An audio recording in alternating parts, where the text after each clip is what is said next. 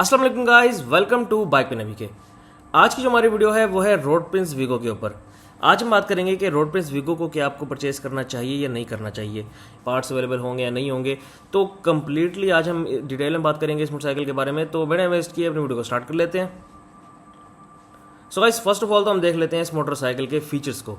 अब इस मोटरसाइकिल के फीचर्स में आप देख सकते हैं इसका जो मीटर है ये डिजिटल मीटर है, जिसमें आरपीएम आपको एनालॉग मिलता है। बाकी मोटरसाइकिल का जो मीटर है वो डिजिटल है, जिसके अंदर आपको speedometer, fuel gauge, care indicator वगैरह सब कुछ देखने को मिल जाएगा। अगर आप देखते हैं इस मोटरसाइकिल की असेंबलीज को, तो असेंबलीज में आपको किल स्विच मिल जाएगा। इस मोटरसाइकिल के अंदर आपको सेल्फ स्टार्ट का ऑप्शन मिल जाएगा। इसके अंदर आपको डिपर का ऑप्शन मिल जाएगा। तो फीचर्स वाइज इस मोटरसाइकिल में किसी चीज़ की कमी नहीं है।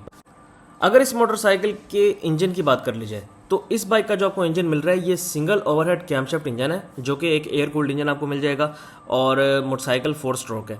इसके बाद अगर बात की जाए इस मोटरसाइकिल के कार्बोरेटर की, तो मोटरसाइकिल के अंदर आपको सिंपल कार्बोरेटर मिल रहा है। बटरफ्लाई कार्बोरेटर इस मोटरसाइकिल के अंदर आपको नहीं मिलता। अगर इस मोटरसाइकिल के अंदर ट्रांसमिशन की बात कर ली जाए, तो मोटरसाइकिल के अंदर आपको 5 गियर्स मिल जाएंगे। पहला गियर आगे, बाकी 4 गियर पीछे की तरफ। मोटरसाइकिल रिटर्न शिफ्ट है। मोटरसाइकिल की हॉर्स पावर, टॉर्क की बात की जाए, तो ये मोटरसाइकिल आपको 12 हॉर्स पावर देता है। 12 ही न्यूटन मीटर टॉर्क आपको दे देता है, जिसकी वजह से इस मोटरसाइकिल की पावर स्पीड बहुत अच्छी है। अगर इस मोटरसाइकिल के वेट की बात की जाए, तो इस मोटरसाइकिल का जो आपको करंट वेट मिलता है वो है 130 kg। तो स्टेबिलिटी का आपको कोई इशू नहीं होने वाला इस मोटरसाइकिल के अंदर। हाई स्पीड के अंदर मोटरसाइकिल स्टेबल रहता है। मैंने पर्सनली इसको टेस्ट किया हुआ है, तो मोटरसाइकिल जो है पावर में भी अच्छा है, स्टेबिलिटी में भी अच्छा है। इसके अलावा अगर ब्रेकिंग की बात की जाए, तो इस मोटरसाइकिल के अंदर फ्रंट पे डुअल पिस्टन कैलिपर की डिस्क ब्रेक है और बैक पे मोटरसाइकिल के अंदर आपको ड्रम ब्रेक मिल जाएगी। इसके अलावा अगर मोटरसाइकिल की कंफर्ट की बात कर ली जाए, तो इस मोटरसाइकिल की जो कंफर्ट है वो मैं कहूँगा कि लॉन्ग टूर्स के लिए मोटरसाइकिल नहीं है। लेकिन अगर आप शहर के लिए इस मोटरसाइकिल को यूज़ करते हैं, बेशक आप इस मोटरसाइकिल को डेली यूज़ के लिए इस्तेमाल करें, शहर के लिए ये मोटरसाइकिल बहुत ज़बरदस्त है।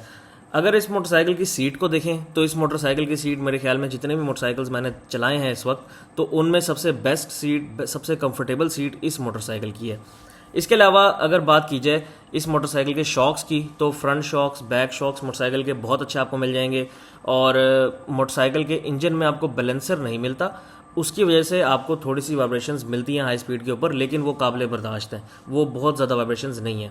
तो मोटरसाइकिल का जो कंफर्ट है वो अच्छा है। अगर बात की जाए इस मोटरसाइकिल के पार्ट्स की, तो मोटरसाइकिल के जो पार्ट्स हैं वो आपको इजीली अवेलेबल नहीं मिलेंगे। मोटरसाइकिल के पार्ट्स आपको ढूंढने पड़ेंगे। इस तरह हो सकता है कि जैसे हमारे कॉमन मोटरसाइकिल्स हैं, होंडा 125, होंडा प्राइडर, इनमें से किसी के पार्ट्स अगर फिट होते हैं तो मैकेनिक रेकमेंड करते हैं कि ये वाला पार्ट इस मोटरसाइकिल का ले आएँ और हम इसमें फ़िट कर देंगे। तो वो पार्ट किसी भी मोटरसाइकिल का हो सकता है। तो मोस्टली मोटरसाइकिल के जो पार्ट्स हैं वो नहीं मिलते आपको इसका जुगाड़ ढूंढना पड़ता है बेसिकली। तो पार्ट्स का मैं कहूँगा कि पार्ट्स का एक इशू है। अगर पार्ट्स की कॉस्ट की बात की जाए, तो पार्ट्स की कॉस्ट तभी बनेगी जब पार्ट्स अवेलेबल होंगे। पार्ट्स अगर कुछ अवेलेबल भी हैं तो नॉर्मल पार्ट्स आपको मिल जाते हैं। अगर कोई बॉडी पार्ट आप चाहते हैं, तो बॉडी पार्ट क्योंकि रेयर है, एक तरह से पार्ट्स इसके नॉर्मली अवेलेबल नहीं है, तो पार्ट्स की कॉस्ट आपको ज़्यादा मिलती है। इवन अगर आप सुजुकी GR 150 से भी इसको कंपेयर करते हैं, तो GR 150 के पार्ट्स की प्राइस से भी ज़्यादा प्राइस है इसके पार्ट्स की, अगर मिल जाते हैं तो। इस मोटरसाइकिल की अगर मेंटेनेंस कॉस्ट की बात की जाए, तो वो इतनी नहीं है। अगर आप नॉर्मल मैकेनिक के पास लेके जाते हैं, तो इसकी वही 600-700 रुपये में ट्यूनिंग वगैरह हो जाएगी। और ऑयल चेंज के लिए जो है वो आप कोई भी ऑयल यूज़ कर सकते हैं जो आपको बेस्ट लगे। कार्लटेक्स का 10W40 आप यूज़ कर सकते हैं, किक्स का आप यूज़ कर सकते हैं। तो डिपेंड करता है कि आप कौन सा ऑयल यूज़ करते हैं, उस हिसाब से ऑयल की प्राइस होगी। इसके बाद अगर बात की जाए इस मोटरसाइकिल की करंट प्राइस की, तो जैसा कि मैंने आपको बताया कि मोटरसाइकिल अवेलेबल नहीं है, तो अभी इसकी जो करंट प्राइस है वो कोई नहीं चल रही। यूज़ में अगर आप परचेज़ करते हैं, तो ये मोटरसाइकिल आपको यूज़ में 3.5 लाख रुपए की रेंज के अंदर ईजिली मिल जाएगा, अच्छी कंडीशन में।